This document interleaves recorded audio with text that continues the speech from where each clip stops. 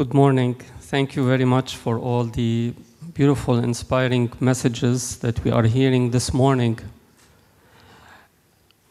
I would like to ask a question based on all three lectures, and especially to His Eminence Metropolitan Ierotheos. When Ierotheos was asked, will the mentally impaired be well in the next life? Will they have a normal mind? Saint Ayios answered, no matter how much mind one carries, lots of it or just a small amount, in the end, it will turn into pulp. When it reaches heaven, the mind will become nous. My question is, and he also says that the theologians in heaven and the mentally impaired will not differ in their knowledge of God. My question is, aren't we putting a lot of emphasis in our theological discussion on anthropology, on the expense of our eschatological truth and eschatological perspective as Orthodox Christians? Thank you. Thank you. I should answer this question giving an entire speech. Anyway, in a few words, mind and reason are different in theology. God created first the angels, then the visible world, and then the man that has the visible part and the spiritual part as well. What goes to eternity is the pure mind. And when the dead are resurrected, then the body will be a spiritual body. The relationship with God is defined by the mind. What you said about the elder Paisios, I don't know exactly what his words are, but I did ask the elder Paisios, and I told him, I read the Father's text, and they say that reason and mind are different. According to you, elder, what is mind? And he said, have you been to a village where they produce wine? They put all the grapes inside the same pot. Then they do the distillation in order to produce tsipuro, and the tsipuro is the mind, is a part of the soul. And I would like to say that when the fathers say that the mind goes to the heart and turns into prayer, they do not talk about the brain or reason. They talk about the mind. And what will happen in the eschata? I know that we have this tradition of eschatology that goes beyond the visible world, but we experience eschatology even now, not only in the second coming, because everybody that reaches God leaves the eschaton. Christ is the first one and the last one, the eschaton one. So since Christ entered history, eschatology is present now as well. Thank you for condensing in such a short answer such a difficult question. Thank you. Good morning. Thank you very much. Giannakopoulos Georgios, AI researcher at Democritus. I would like to ask a question. There was a dark note by Mr. Petrovic during this session. So the role of the Church is to shed light. How can we influence the course of humanity towards dehumanity or transhumanism through sanctity? Can we influence a technological result through sanctity as a Church? Thank you.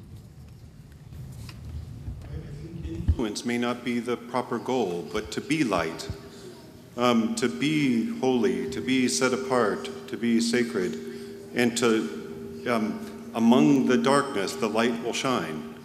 I think that's the corrective is not necessarily to reason and have others assume that others will accept your premises for argument or accept your goals, but to show them the better path. Not even just to say, I think there's a danger also in us emphasizing only darkness.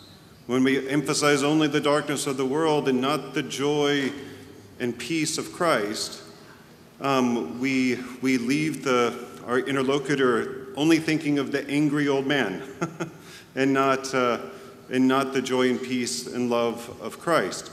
Now, don't hear me wrong, I'm not saying that the love of Christ is to affirm sin. It never is that. Some people get that confused. But by being light, we will attract those who are in darkness and dare to open their eyes and see.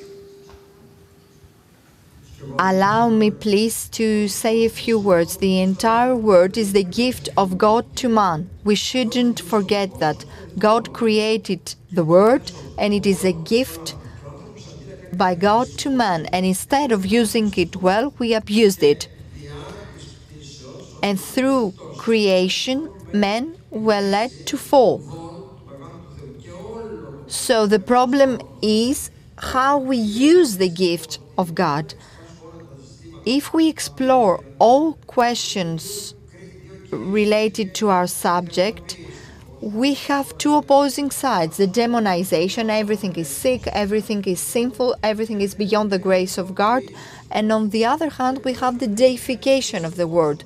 No, we should use it in the right way. And in order to use it well, scientists say that we should be reasonable. But if we look at it theologically, then sanctity is this criterion. People that have knowledge of God have developed the spiritual energy, which is different from the material energy. For example, saints have increased spiritual energy and not increased reasonable energy, a simple saint.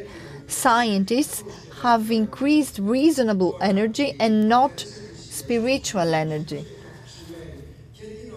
Some fathers of the church, such as Saint Basil the Great, has both. So the people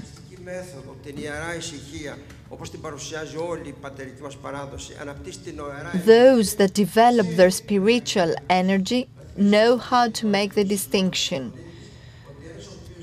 The people that have inside them prayer, blessing, etc., they know when they should stop eating. For example, they will eat to survive and not more. They are aware of the limits in order not to resort to abuse.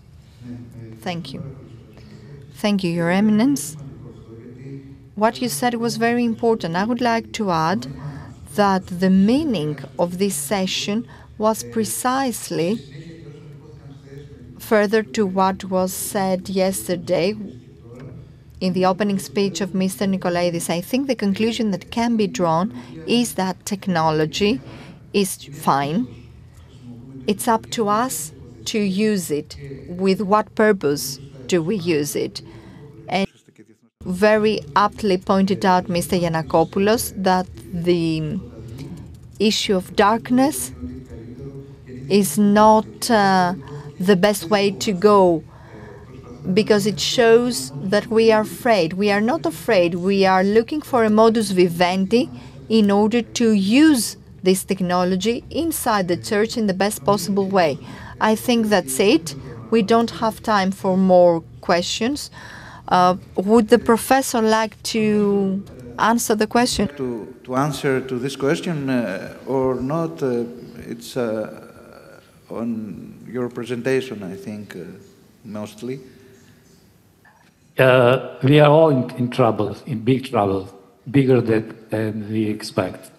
So there is popular belief, as you expressed, that our use of technology will make it technology works for God of the evil.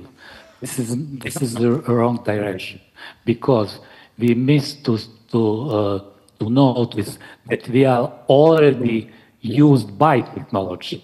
We are programmed, and we behave according to technological rules.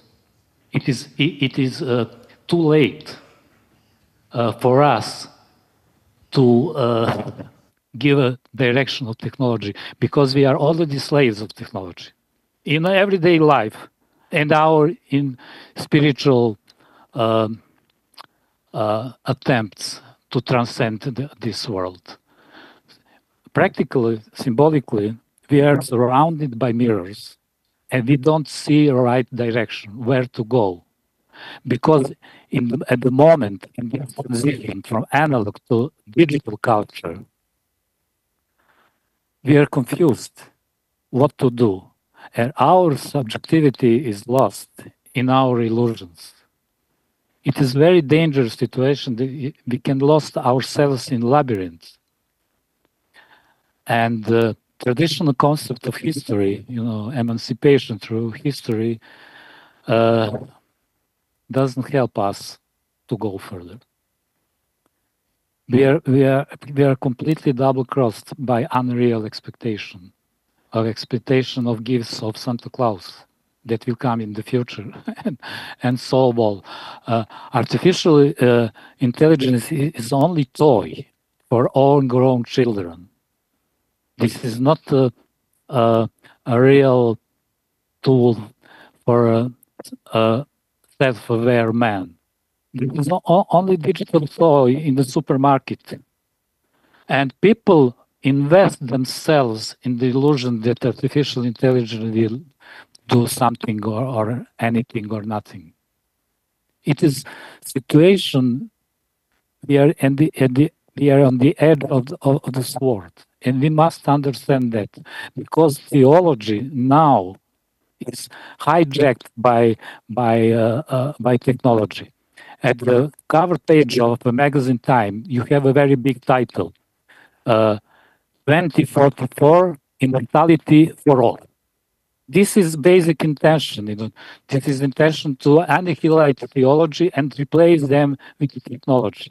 We should be aware of that. And contrary to popular beliefs, theology is far ahead of technology, because technology only repeats theological patterns. And we should be aware of that. If we are not aware, we will lose ourselves somewhere on the road. And that crucial question of immortality should be focused in theology, and not to give a... Professor, thank you very much. We have no more time. Okay. Thank you very much. Thank you very much.